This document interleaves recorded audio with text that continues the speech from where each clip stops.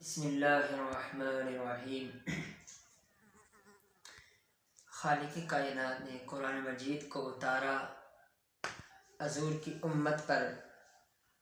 یہ ایک معجزہ ہے کہ قرآن مجید کا پڑھنا، اس کا دیکھنا، اس کا سمجھنا، یہ ایک بہت بڑی برکت ہے۔ قرآن کو دیکھنا بھی ثواب، پڑھنا بھی ثواب، دیکھنا بھی ثواب ہے۔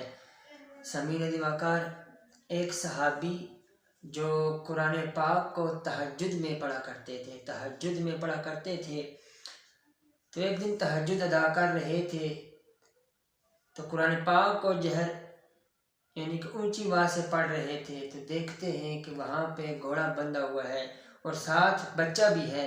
اگر وہ اور اونچی آواز سے پڑھتے تو گھوڑا ادھر ادھر ہوتا، بچے کو نقصان پہنچا سکتا تھا۔ اس لیے پھر انہوں نے آہستہ آہستہ قرآن پاک پڑھنا شروع کر دیا۔ جب تہجد مکمل کی، دعا کے لیے ہاتھ اٹھائے، دیکھتے کیا ہیں کہ کچھ چیز چمک رہی ہے جو واپس آسمان کی طرف جا رہی ہے۔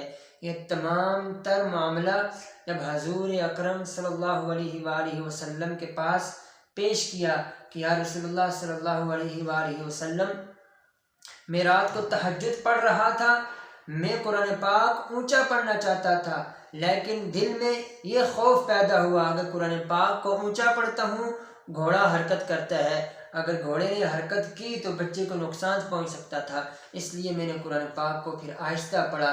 پھر جب میں نے تہجد مکمل کی، دعا کے لیے ہاتھ اٹھائے تو دیکھتا کیا ہوں کہ آسمان کی طرف کوئی چیز چمک رہی ہے، واپس جا رہی ہے۔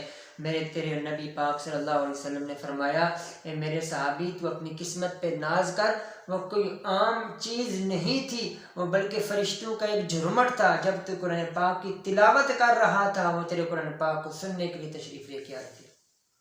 قرآن تیری رحمت کا دیوان نظر آیا، قرآن تیری نعت کا دیوان نظر آیا، تیری سیرت تیری صورت کا عنوان نظر آیا۔ قرآن تیری نعت کا دیوان نظر آیا، تیری سیرت تیری صورت کا عنوان نظر آیا۔ مازاغ ہیں آنکھیں والشمس ہے رخ ناصر، قرآن کے چہرے پہ قرآن نظر آیا۔ سامعین وقار، یہ قرآن کل بروز قیامت ایک خوبصورت نوجوان کی صورت میں پیش کیا جائے گا۔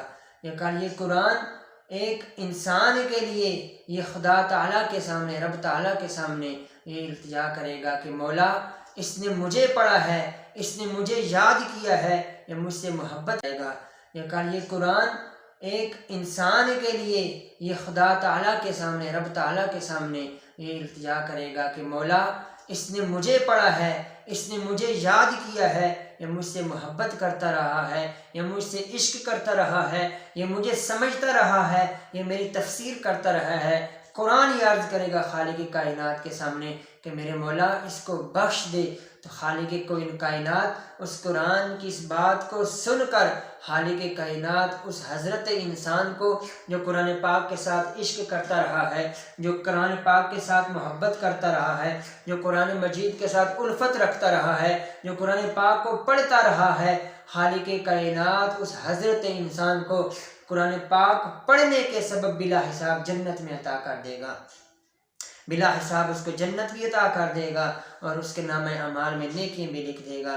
خالق کائنات ہمیں قرآن پاک پڑھنے، قرآن پاک سننے، قرآن پاک کو سمجھنے اور اس پر عمل کرنے کی توفیق عطا فرمائے۔ وما علیہ الا البلاغ، کی محمد سے وفاتو نے تو ہم تیرے ہیں، یہ جہاں چیز ہے کہ لوح و قلم تیرے ہیں۔